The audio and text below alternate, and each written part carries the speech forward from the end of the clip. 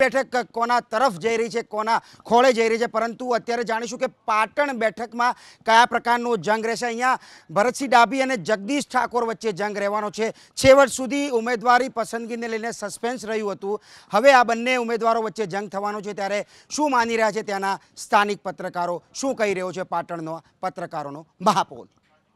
જીજ્ઞા બિલકુલ કલ્પેશ, આપણે જણાવી દઈએ ભરત ડાભી અને જગદીશ ઠાકોર વચ્ચે ખરાખરીનો જંગ જમવાનો છે અને ત્યારે પત્રકારો શું માની રહ્યા છે કે ઉમેદવારોની જે પસંદગી કરવામાં આવી છે, બંને પક્ષે યોગ્ય ઉમેદવાર પસંદ કર્યા છે કે નહીં।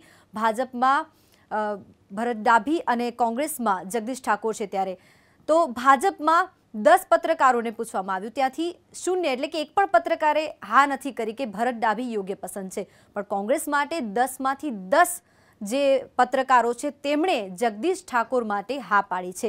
કોણ જીતશે આ સવાલ પૂછવામાં આવ્યો તો ફરી પાછું ભરત ડાભી માટે એ જ પ્રશ્ન આવી ગયો, ત્યારે પણ 0 એટલે કે એક પણ પત્રકારે કહ્યું નહીં કે જીતની કોઈ પણ દેખાતું નથી શક્યતા।